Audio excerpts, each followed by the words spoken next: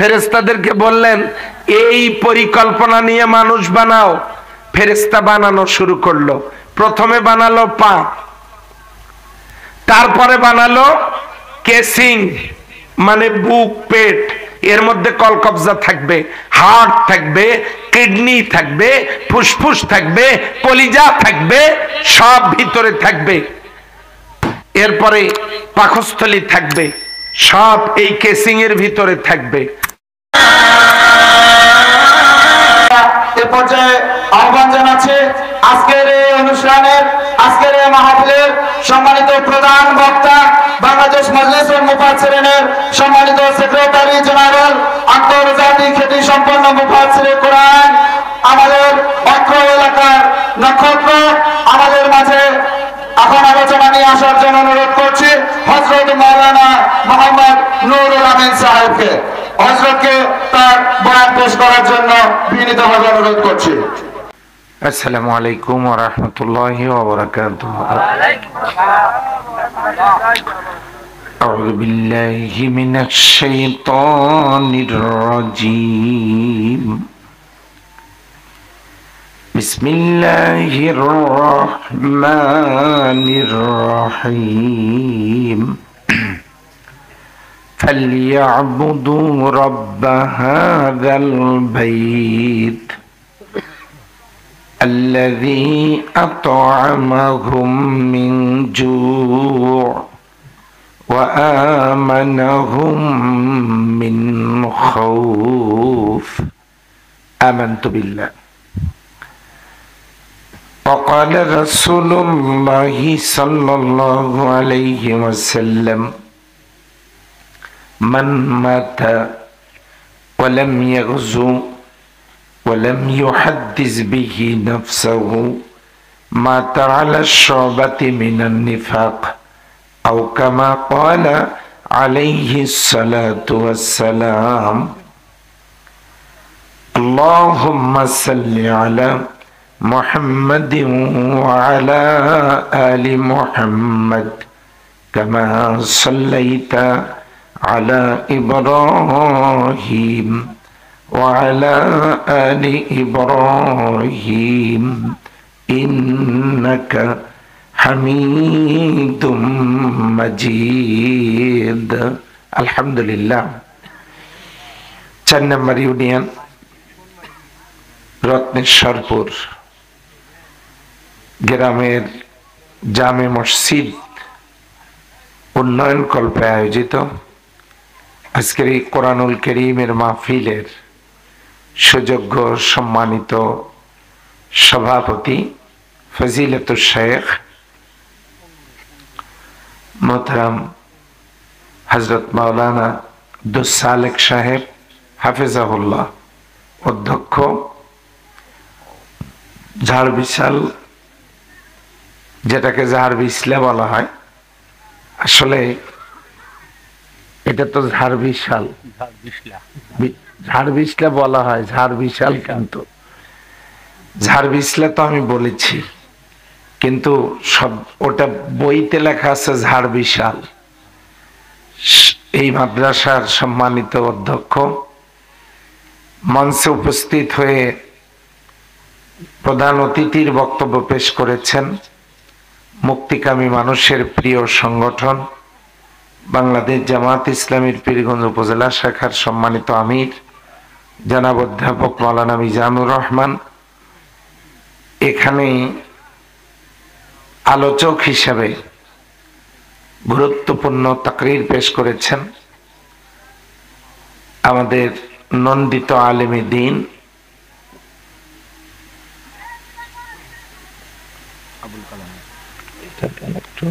আমাদের পার্শ্ববর্তী ঈদগাহ মাঠ, খাসতালুক ঈদগাহ মাঠের সম্মানিত খতিব উস্তাজুল উলামা হযরত মাওলানা আবুল কালাম আজাদ সাহেব হাফেজাহুল্লাহ। এখানে অতিথি হিসেবে বক্তব্য পেশ করেছেন সম্মানিত অতিথিবৃন্দ। বক্তব্য পেশ করেছেন আমার অত্যন্ত প্রিয় ভাই জনাব ইঞ্জিনিয়ার ইমরুল কায়েস পরাগ সাহেব। আজকের এই মাহফিলের সম্মানিত মুরব্বিয়ান ইকরাম, যুবক ভাইয়েরা, পর্দার অন্তরালের আমার প্রিয় মা বোনেরা, বিভিন্ন রাজনৈতিক দলের নেতা কর্মী বৃন্দ, আমি সকলেরকেই হৃদয়ের গভীর কানন থেকে সশ্রদ্ধ সালাম ও অভিনন্দন জ্ঞাপন করছি আরো একবার। আসসালামু আলাইকুম ওয়া রাহমাতুল্লাহি ওয়া বারাকাতুহু। আল্লাহ তাআলার দরবারে লাখো কোটি সুজুদ ও শুকরিয়া পেশ করছি যে আল্লাহ তাআলা একান্ত মেহেরবানি করে আমাদেরকে এই মাহফিলে উপস্থিত হওয়ার তৌফিক এনায়েত করেছেন। আমরা সবাই পড়ছি আলহামদুলিল্লাহ। দুপুর থেকে আমি একটু অসুস্থ, হতেই পারি। মানুষ কখন অসুস্থ হবে, দুনিয়া থেকে বিদায় নিয়ে চলে যাবে, বলা তো যায় না, কথা ঠিক নয় কি? এই কারণে আপনাদের মনটা কি খুব খারাপ? চলে যাওয়ার প্ল্যান করতেছেন? হ্যাঁ, এই বক্তার গলার সুর নাই তো থেকে লাভ কি? আমি সুর যদি না দেই কথাগুলো বলবো কার? তাহলে আল্লাহর কথা, এই কথাগুলো আমি আপনাদেরকে আজকে শোনাতে এসেছি। আলহামদুলিল্লাহ বলবেন না? আমরা এই পৃথিবীতে যারা বসবাস করছি, ঈদ করলাম, করিনি? খাওয়া মনে হয় ভালো হয় নাই, এই জন্য তো আওয়াজের অবস্থা দেখতেই পারতেছি। অথচ ফিলিস্তিনের মুসলমানেরা ঈদ কি বলতে পারেন না। এই বাবা, এই তোমরা শান্ত থাকো। ফিলিস্তিনের মুসলমানেরা, গাজার মুসলমানেরা ঈদ কি বলতে পারেন না। কেন এই অবস্থা? কি অপরাধ তাদের? তাদের অপরাধ একটুখানি স্বাধীনতার চেয়েছিল। তারা আল্লাহর ঘর মসজিদ বাইতুল মাকদাসের পূর্ণ নিরাপত্তা এবং স্বাধীনতা চেয়েছিল আল্লাহর বন্দিগির জন্য।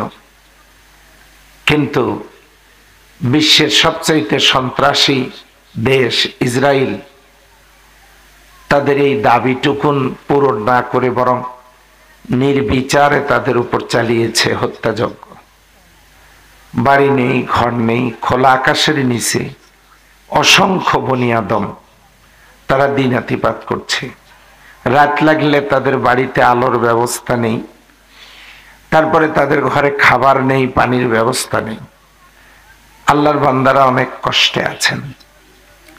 সম্মানিত হাজিরিন, অথচ আল্লাহ তাআলা বলছেন, মা আনসালনা আলাইকাল কুরআন লিতাশকা, আমি তোমাদের কাছে কোরআন এই জন্য নাজিল করি নাই, ওগো নবী, তোমার প্রতি কিতাব আমি এই জন্য নাজিল করি নাই যে তুমি কষ্ট পাবে।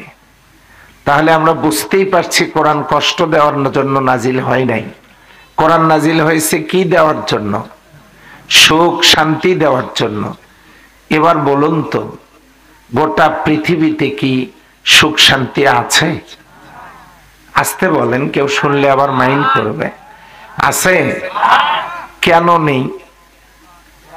আল্লাহ তাআলা এই কিতাব দিয়েছেন পৃথিবীবাসীকে সুখ শান্তি দেওয়ার জন্য। সেই সুখ শান্তি নেই কেন? আজকে আপনি দেখেন, আপনারা দেখেন, কথাগুলো একটু বোঝার চেষ্টা করেন। এই যে মাগুরাতে 8 বছরের শিশু কন্যাকে ধর্ষণ করে হত্যা করলো, আজকেও ভেন্ডাবাড়ি থেকে একজন অজ্ঞাতনামা ব্যক্তির লাশ পাওয়া গেছে। কয়েকদিন আগেও পীরগঞ্জে ওই নদীর পাড়ে একজনকে গলা কেটে জবাই করে হত্যা করে এক মহিলাকে বডি একখানে কল্লা একখানে কেটে ফালাই দিয়ে চলে গেছে। অবশ্য খুনিরা ধরা পড়েছে, কিন্তু কথা হলো, এই যে দেশটা, পৃথিবীর কথা বাদ দিলাম, পৃথিবীর কথা যদি আনতে হয়, যদি Bosnia, Chechnya, Herzegovina, Palestine, Kashmir, Bulgaria, Somalia, Hungary, Nigeria, South Africa, Libya, Lebanon, Myanmar, Syria, Bangladesh সহ তাম পৃথিবীতে যে অশান্তি, এই অশান্তির কারণটা কি আমাদের একটু খুঁজে বের করা দরকার নয় কি? কথা বলেন, দরকার নয় কি? দেখেন, এই পৃথিবীতে যত দল তৈরি হয়েছে, সমস্ত দলগুলো চায় মানবতার কল্যাণ হোক, মানুষ সুখে শান্তিতে থাক। কারো উদ্দেশ্য কি খারাপ বলেন তো ভাইরা? সমস্ত দলগুলোর উদ্দেশ্য ভালো, কিন্তু বাস্তবতা কি? এক লোকের শাশুড়ির কপালে হয়েছে ঘা, নিয়ে গেছে ডাক্তারের কাছে, ডাক্তার ঔষধ দিয়েছে, পাউডার দিয়েছে ঘায়ে লাগানোর জন্য, আর বলা হয়েছে খেয়াল রাখবেন যেন মাছি টাছি না পড়ে। তো ওই মহিলার ছিল মাত্র একটা জামাই, একটা মেয়ে ছিল, বিয়ে দেওয়ার পর জামাই। এখন জামাই দেখলো শাশুড়ি অসুস্থ, ডাক্তারের কাছে নিয়ে গেছে, ডাক্তার বলেছে ঔষধগুলো খাওয়াবেন আর এই পাউডার গুলো ঘায়ে লাগাবেন, মাছি যেন না পড়ে। ঔষধ খেয়ে জামাই পাউডার লাগায় দিয়েছে, শাশুড়ি ঘুমাইছে, দেখে যে মাছি পড়ছে ওখানে। আদরের জামাই কয়েকবার মাছি তাড়াইয়া দিয়েছে, কিন্তু মাছি তো আর তরিকা বোঝে না, আবার ওই মাছি আসছে, তাড়ানোর মতোই তাড়াতে হবে। উনি করছেন কি, ঘরের দরজা দেওয়া লাঠিতে নিয়ে ওখানে বসে আছে। এবার বলতেছেন মাছি সাহস থাকে আয়। মাছি আসছে, এই লাঠি দিয়ে কপালের উপরে জনমের মতো বাড়ি দিয়েছে মাছি মারার জন্য।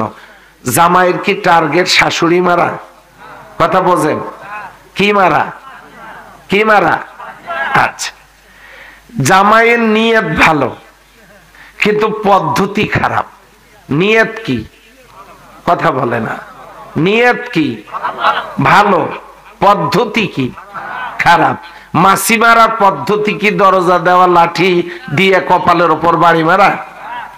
তো আমাদের দেশের সহ গোটা পৃথিবীতে যত দল তৈরি হয়েছে, এই দলগুলোর নিয়ত ভালো, আমরা দেশ ভালো করব, সমাজ ভালো করব, রাষ্ট্র মেরামত করব, সুখে রাখবো, শান্তি দেব, নিয়ত ভালো, কিন্তু পদ্ধতি হলো খারাপ। কথা বোঝেন নাই মনে হয়? পদ্ধতি খারাপ না ভালো? পদ্ধতিগুলো খারাপ। কি রকম? এই যে ক্যামেরা এবং মাইক যিনি আবিষ্কার করেছেন, এটা কেমনে ভালো চলবে, এটা কি তিনি ভালো জানেন না আমি ভালো জানি? হ্যাঁ, যিনি আবিষ্কার করেছেন তিনি ভালো জানেন এই মাইক আর এই ক্যামেরা কেমনে ভালো চলবে। এবার বলুন তো, আমাদেরকে আবিষ্কার করেছেন কে? ওই পাশের লোকেরা কথা বলে না, লাচ্ছা সময় কম ছিল মনে হয়। বলেন তো কে? তাহলে যে আল্লাহ আমাদেরকে আবিষ্কার করেছেন, তৈরি করেছেন, আমাদের জীবন সমাজ কেমনে ভালো চলবে এটা জানেন কে? আল্লাহ জানেন যদি, তাহলে তিনি আল্লাহ যিনি বলছেন মা আনসালনা ইলাইকাল কুরআনা লিতাশকা, আমি কোরআন নবীজি আপনার কাছে এজন্য নাজিল করি নাই আপনি দুর্ভোগ পোহাবেন, কষ্ট পাবেন, আপনার জীবনটা দুর্বিষহ হয়ে উঠবে, এজন্য আমি কোরআন নাজিল করি নাই। আমি কোরআন দিয়েছি সুখ শান্তির জন্য, একটি সুন্দরতার জন্য, সুখে থাকবার জন্য। চিল্লায়া বলেন সুবহানাল্লাহ। সেই কোরআন ঘরে আছে, সেই কোরআন মসজিদে আছে, সেই কোরআন মাদ্রাসায় আছে, সেই কোরআন হাফেজেরা পড়ছে, আলেমেরা পড়াচ্ছে, ইমামেরা খুতবা দিচ্ছে। তারপরেও সমাজের মধ্যে জেনা ব্যভিচারী বন্ধ হয় না, নারী নির্যাতন বন্ধ হয় না, খুন খারাপি বন্ধ হয় না, দুর্নীতি বন্ধ হয় না, লুটপাট বন্ধ হয় না। আওয়াজ দিয়ে বলেন তো ভাইরা, কথা ঠিক আছে না নাই? কেন হয় না? তাহলে এই কোরআন তো জীবন পরিচালনার জন্য, সুখ দেওয়ার জন্য, তো বন্ধ হয় না কেন? বন্ধ না হওয়ার কারণ হলো কোরআন যেখানে থাকা দরকার সেই জায়গায় নাই, আছে অন্য জায়গায়। কথা বলেন, কথা বলেন। তাহলে কোরআন জায়গা মতো নাই। সম্মানিত ভাইরা, আমরা মনে করছি যে আমরা যেভাবে চলছি এইভাবে চললেই মনে হয় কাজ শেষ। নারীরা তাদের অবস্থা বোঝার চেষ্টা করছি না, পুরুষেরা তাদের অবস্থা বোঝার চেষ্টা করছি না। নারীরা কি অবস্থা বুঝবেন? এই যে নারীরা, এখানে মহিলা আছে নাকি? হ্যাঁ, 2-1 জন হবে। আচ্ছা, তাহলে মা বোন যারা আছেন তারা ভালো করে শোনেন। আল্লাহ তাআলা নারীদেরকে এত সম্মান আর মর্যাদা দিয়েছেন, এই নারীদেরকে আল্লাহ তাআলা বানাইছেন জান্নাতে। হিংসার কারণে পুরুষেরা সুবহানাল্লাহ বলল না। কারণ আদম আলাইহিস সালামকে আল্লাহ বানাইছেন দুনিয়ার মাটি দিয়া। আদম শব্দের অর্থ জমিনের চামড়া, পৃথিবীর চামড়াকে আদম বলা হয়। এ আদম আলাইহিস সালামকে আল্লাহ বানাইছেন পৃথিবীর মাটি দিয়ে। নারীদেরকে আল্লাহ তাআলা বানাইছেন আল্লাহর জান্নাতে। এই কারণে তাদের অভ্যাস আর আমাদের অভ্যাসের মধ্যে পার্থক্য আছে। নারীরা নিজেরা সাজতে পছন্দ করে, সাজাতে পছন্দ করে, ঘর সাজায়, বাড়ি সাজায়, নিজেকে সাজায়, অন্যকে সাজায়। কারণ এগুলো বেহেশতে দেখে আসার প্র্যাকটিক্যাল কাজ। নারীরা এটা দেখে এসেছে, এই জন্য তারা সাজায়। আর পুরুষ, কোন বাড়িতে যদি মহিলা না থাকতো 6 মাসেও মশারি তুলতো না। 6 মাসেও মশারি তুলতো না পুরুষেরা। মশারির ভিতরে ঢুকতো সেজদা দিয়া, বাইরে হতো রুকু করে, মশারি তুলতো না। যদি জিজ্ঞাসা করেন এটা ওঠে না কেন, তাহলে বলবে যে আবার তো ফালাতেই হবে, তোলার দরকার কি? কথা কি ঠিক না? কাপড় যে কি গোছানোর গোছান গোছায়, গা থেকে খুলে আল্লাহ অথবা তারে অথবা বাসে যখন রেখে দেয়, দেখবেন যে একটা জীবন্ত বাদুড় মনে হয় লটকে আছে। তাহলে আমরাও হলো গোছ গাছের মধ্যে নাই। জিন্দিগিতে কোনোদিন ভাত খেয়ে প্লেটটা পরিষ্কার করি না। আর বেশি বলবো না, যত অগোছানো কাম আর কি আমাদের। নারীদেরকে আল্লাহ তৈরি করেছেন আল্লাহর জান্নাতে। আওয়াজ দিয়ে বলেন সুবহানাল্লাহ। শুধু তাই না, গোটা কোরআনুল কারীমের ভিতরে পুরুষ জাতির নামে একটা সূরাও নাই, কিন্তু নারী জাতির নামে আল্লাহ সূরা নাজিল করেছেন, সূরা নিসা। তাহলে দেখেন, নারীদের জন্ম হলো, নারীরা তৈরি হলেন জান্নাতে, আর তাদের নারী জাতির নামে আল্লাহ সূরা নাজিল করেছেন। এবার বলেন তো, আল্লাহ তাআলা নারীদেরকে মর্যাদা ইজ্জত দিয়েছেন না দেন নাই? এরপর রাসূলুল্লাহ সাল্লাল্লাহু আলাইহি সাল্লাম কিভাবে মর্যাদা দিলেন দেখেন। এক সাহাবী এসে জিজ্ঞাসা করছেন, ইয়া রাসূলুল্লাহ, খেদমত করব কার? তোমার মা। তারপরে কার? তোমার মা। তারপরে কার? তোমার মা। তারপরে কার? তোমার পিতার। এবার বলেন তো, মায়ের কথা কয়বার বলছেন? তাহলে রাসূলুল্লাহ সাল্লাল্লাহু আলাইহি সাল্লাম মাকে, নারী জাতিকে সম্মান দিলেন, মর্যাদা দিলেন। ওই কিছু পুরুষ মানুষ আছে, খেদমত ভালো করে করো, স্বামীর পায়ের নিচে স্ত্রীর বেহেশত। মা বোনেরা শোনেন, স্বামীর পায়ের নিচে স্ত্রীর বেহেশত, এই কথা কোরআনেও নাই, হাদিসেও নাই। এটা খেদমত বেশি নেওয়া একটা বুদ্ধি।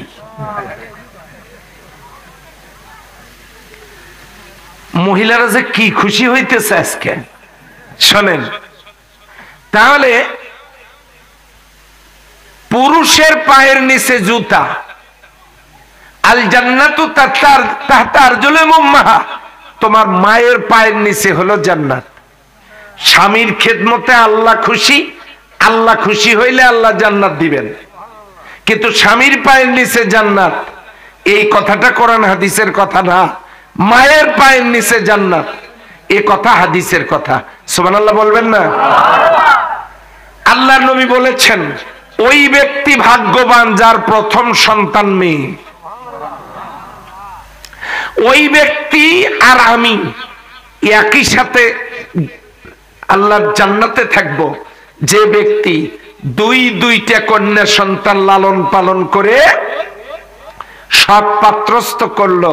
আমি নবী তার সাথে আল্লাহর জান্নাতের পাশাপাশি ফ্ল্যাটে, পাশাপাশি রুমে থাকবো। চিল্লায়া বলেন সুবহানাল্লাহ।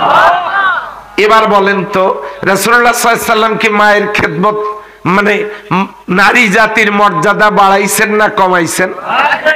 এবারে আসেন ইসলাম কি মর্যাদা দিল। জন্মের পরের থেকে বিবাহ পর্যন্ত সব খরচ বাবার, বিয়ের দিন থেকে কাফনের কাপড় পর্যন্ত সব খরচ স্বামীর, নারীর কোনো খরচ নাই। অথচ এই নারী স্বামীর মহরানা পাবে। অবশ্য আপনারা নাকের ফুল কেউ কেউ দিয়ে এখনো বাকি শোধ করেন নাই, ওই রকম লোক এদিক নাই, আমি জানি, গ্যারান্টি দিয়ে বলতে পারি। 3 লাখ টাকা দেন মোহর, পরিশোধ তো করেই নাই, নগদ নাকের ফুল আছে না? অথচ আল্লাহ তাআলা বলেছেন, ওয়াতুহুন্না উজুরাহুন্না ফারিজাতান, তোমরা তোমাদের স্ত্রীদেরকে মহরানা দিয়ে দাও সন্তুষ্ট চিত্তে। এটা ফরজ। নামাজ যেমন ফরজ, রোজা যেমন ফরজ, স্ত্রীকে মহরানা দেওয়া তেমনি ফরজ। আজকে স্ত্রীরা স্বামীর মহরানা পাবে। বাবা মারা গেলে বাবার সম্পত্তিতে মেয়েরা অংশ পাবে। কিন্তু দুঃখজনক, বাবার সম্পত্তি ভাগ করে নেয় ছেলে মেয়েরা, ভাইয়েরা বোনকে দেয় না। স্বামীর সম্পত্তি ভাগ করে নেয় ছেলে মেয়েরা, মাকে দেয় না। ফলে শুক্রবারের দিন পুরুষের চাইতে মহিলা ভিখারিনের সংখ্যা বেশি। এই মহিলাও কারো মেয়ে ছিল, ওই ভিখারির মহিলাটাও কারো স্ত্রী ছিল, কিন্তু এই মহিলা ছিল বঞ্চিতা। আর এই বঞ্চিতা থাকবার কারণে, স্বামীর সম্পত্তির ভাগ না পাওয়ার কারণে বঞ্চিত, বাবার সম্পত্তির ভাগ ভাইকে লিখে দেওয়ার কারণে পরে আর ভাই আশ্রয় দেয় নাই, স্বামীর বাড়িতেও ভাত হয় নাই। ফলে ভিক্ষার ঝুলি নিয়ে রাস্তায় নেমে পড়েছে। সম্মানিত মা বোনেরা, আমার ভাইরা, তাহলে ইসলাম নারী জাতিকে মর্যাদা দিয়েছে। সেই নারী জাতি ইসলাম বাদ দিয়া স্টার জলসার পিছনে ছোটে। অবশ্যই দিক দেখে না, হ্যাঁ, কোরআন বাদ দিয়া, হাদিস বাদ দিয়া, ইসলাম বাদ দিয়া স্টার জলসা জি বাংলা নিয়ে তারা ব্যস্ত থাকলো। এই হলো নারী জাতির অবস্থা। এখন খলিফা বানালাম, খলিফা সৃষ্টিকারী, খলিফা মানে তো দর্জি, কি বলেন? হ্যাঁ, একজন বলছে হ্যাঁ দর্জি, না ঠিকই আছে। আচ্ছা, খলিফা শব্দের অর্থ যদি দর্জি হয়, সেলাই করতে দিচ্ছেন পাঞ্জাবি, সেলাই করছে পেটিকোট, নিবেন, টাকা দিবেন, ওই খলিফার এই পাশে 16টা কি থাকবে? আচ্ছা, তাহলে দুনিয়ার খলিফা যে কাপড় দিয়েছি ওই কাপড়ের, যে মাপ দিয়েছি সেই মাপে, যা বানাতে বলেছি তাই যদি না করে, খলিফা যেমন সুস্থ থাকতে পারবে না, তার যেমন অবস্থা খারাপ হবে, ঠিক তেমনি এই জমিনের খলিফা আমরা। আওয়াজ দিয়ে বলেন কারা? আল্লাহ অনেক গর্ব করে এই খলিফাদেরকে সৃষ্টি করেছেন, ফেরেশতাদেরকে ডেকে নিয়ে, ইন্নী আ'লামু মা লা তা'লামুন, আমি যা জানি তোমরা তা জানো না। ফেরেশতাদেরকে এই কথা বলে আল্লাহ তাআলা কত যত্ন করে আমাদেরকে বানাইছেন। সুবহানাল্লাহ বলবেন না? ফেরেশতাদেরকে বললেন এই পরিকল্পনা নিয়ে মানুষ বানাও। ফেরেশতা বানানো শুরু করলো।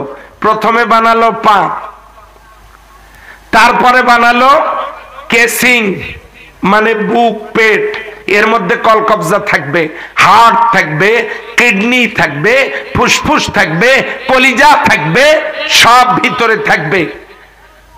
এরপরে পাকস্থলী থাকবে, সব এই কেসিং এর ভিতরে থাকবে। তারপরে ফেরেশতারা বানালো হাত। হাত বানানোর পর গলা পর্যন্ত গেছে।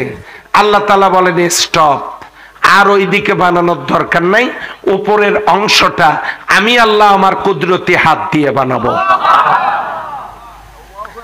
ফেরেশতারা বানাইলো পা, বডি, হাত, গলা পর্যন্ত। আল্লাহ তাআলা বানাচ্ছেন এবারে উপরের অংশ কুদরতি হাতে। প্রথমে দিলেন মুখ। কেন দিলেন? আমার বান্দা আমার গোলামি করবে, কি খেয়ে করবে, খাবে কি দিয়া, এই জন্য আল্লাহ প্রথমে মুখ দিলেন। মুখের মধ্যে যে জিহ্বাটা, এই জিহ্বাটাতে আল্লাহ ৯,৫০০-এর উপর স্বাদ দিলেন। আলুর ভর্তা একরকম, পুঁটি মাছ একরকম, বেগুন ভর্তা একরকম, তারপরে গোশত একরকম, একটাই জিবা, হরেক রকমের স্বাদ। আপনাদের কষ্ট হচ্ছে নাকি? তা উনি উঠলেন কেন? না মুনাজাত দেই? যে আয়াত তেলাওয়াত করেছি, যাচ্ছি সেখানে দেখেন কি আছে এর ভিতরে। আমি কি কোনো রাজনৈতিক কথা বলতেছি নাকি? কোন দলের বিরুদ্ধে পক্ষে বলতেছি? কান লাগান। আল্লাহ মুখ দিলেন, সেই মুখে জিহ্বা দিলেন। তারপরে দিলেন আল্লাহ নাক। নাকটা দিলেন কেন? অক্সিজেন নেওয়ার জন্য। দৈনিক কত কেজি নিচ্ছি? 16 কেজি। 1 কেজি অক্সিজেনের দাম কত? 250 টাকা। 16 কেজি অক্সিজেনের দাম 4000 টাকা। বিনামূল্যে 4000 টাকার অক্সিজেন নিয়ে একদিন বেঁচে থাকি আমরা। বিনামূল্যে অক্সিজেন দেন আল্লাহ। এই নাক, অক্সিজেন নেব যে নাক দিয়া, ওই নাকের ভিতরে যদি পশমগুলো না দিতেন, ডাইরেক্ট অক্সিজেন ফুসফুসে চলে যেত। অক্সিজেনের ভিতরে যত ময়লা থাকে ফুসফুসে গিয়ে জমা হয়ে ফুসফুসের ক্যান্সারে দুনিয়া থেকে বিদায় নিয়ে চলে যেতাম। আমার আল্লাহ তাআলা ওই লোম দিলেন নাকের ভিতরে, সেখানে দিলেন জেলি জাতীয় পদার্থ, আঠালো। ওই অক্সিজেন নেওয়ার সময় অক্সিজেনের ভিতরের ময়লাটা ওই জায়গায় আটকে যায়, বিশুদ্ধ অক্সিজেন বান্দা নিয়ে বেঁচে থাকে। তারপরে দিলেন আল্লাহ চোখ। মা তারা ফি খালকির রহমান মিন তাফাউত। তুমি তোমার চোখ ঘুরাও, দেখো দয়াময় আল্লাহর সৃষ্টিতে কোথাও কোনো গ্যাঞ্জাম, অসঙ্গতি তুমি খুঁজে পাও কিনা। আছে নাকি বলেন? নাই। আল্লাহ চোখ দিলেন দেখার জন্য। সেই চোখ অটো সার্কিট পাওয়ারফুল ক্যামেরা, রঙিন, যেটা যে কালার ওই কালার দিয়ে দেখার সুযোগ আল্লাহ করে দিলেন। পৃথিবীতে কোনো গোশতের টুকরা পানির ভিতরে পচা ছাড়া থাকতে পারবে না, অথচ চোখটা আল্লাহ পানির উপরে ভাসায় দিলেন। চোখের মধ্যে কোনো ময়লা যাতে উপর থেকে না পড়ে, চোখ যাতে গরম না হয়, উপরে রেডিমেড সামিয়ানার ব্যবস্থা ভুরু দিয়ে দিলেন আল্লাহ। তারপরে উপরের পলকগুলো উপর পাশে ভাঁজ দিয়ে দিলেন, উপর থেকে কোনো ময়লা খড়কুটা পড়তে ধরলে যেন আটকে যায়। এরপরে সাইড থেকে যদি আসে, গোটা চোখ ভাসতেছে পানির উপরে। পানিতে ভাসতে ভাসতে গাড়ির হুইপার যেমন গ্লাস পরিষ্কার করে, আল্লাহ সুবহানাহু ওয়া তাআলা বান্দার চোখ দুইটা পরিষ্কারের জন্য পলক দিয়েছেন, আর ভিতরে পানি দিয়েছেন। মুহূর্তের মধ্যে আল্লাহর বান্দার চোখ আল্লাহ পরিষ্কারের ব্যবস্থা করে দিয়েছে, যাতে দেখতে অসুবিধা না হয়। তাহলে কদ্দূর পর্যন্ত গেলাম? হ্যাঁ, এবার আসেন। পা দিলেন হাঁটবো, হাত দিলেন, এই হাত দিয়ে ইনকাম করব। দুইটা হাত দিলেন, একটা মুখ দিলেন, এক হাতের খাবার আমরা খাবো। আল্লাহর বান্দার দুইটা হাত, এক হাতের খাবার সব সময় রিজার্ভ থাকবে, বান্দার কোনো অভাব হবে না। বলেন সুবহানাল্লাহ। এক হাত দিয়ে খাবো, আর এক হাতের খাবার রিজার্ভ। পা দিয়ে হাঁটবো, হাত দিয়ে ইনকাম করব, মুখ দিয়ে খাবো, অক্সিজেন নিয়ে বেঁচে থাকবো, চোখ দিয়ে দেখবো।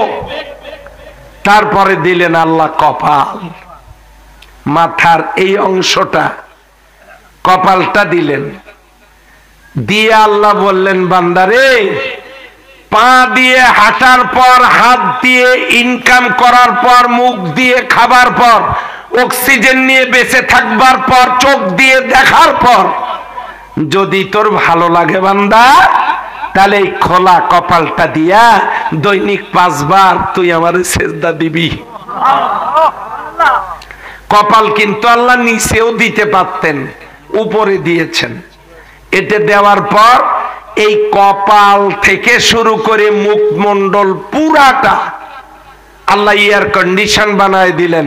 এই জায়গাটার মধ্যে শীতও লাগে না, গরমও লাগে না। বলেন সুবহানাল্লাহ।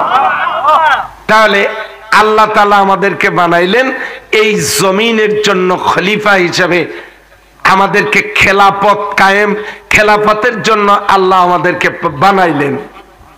আমরা করলাম কি? আল্লাহর দায়িত্ব পালন বাদ দিয়া মানুষের তৈরি করা মতাদর্শ। এটা কি? এটা অমুক নেতার ট্যাবলেট। এটা কি?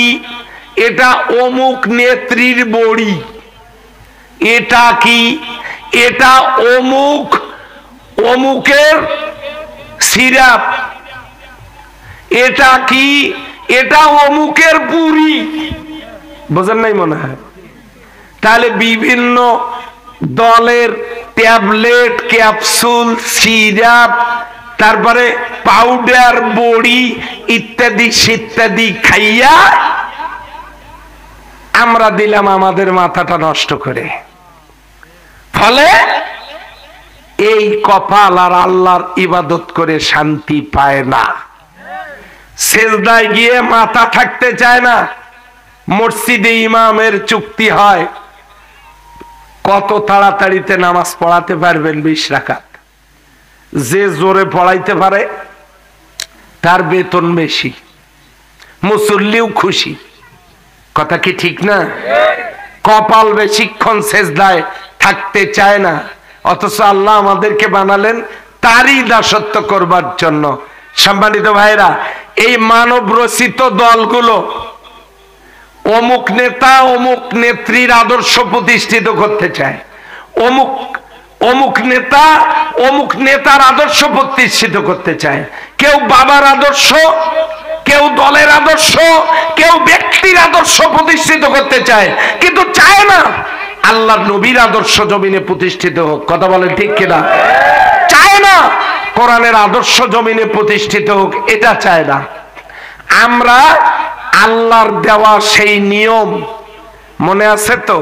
মাইক আর ক্যামেরা যিনি আবিষ্কার করেছেন তিনি যেমন ভালো জানেন কেমনে ভালো চলবে। আল্লাহ আমাদেরকে সৃষ্টি করেছেন, আমাদের জীবন কেমনে ভালো চলবে এটা কে ভালো জানেন? আওয়াজ দিয়ে বলেন।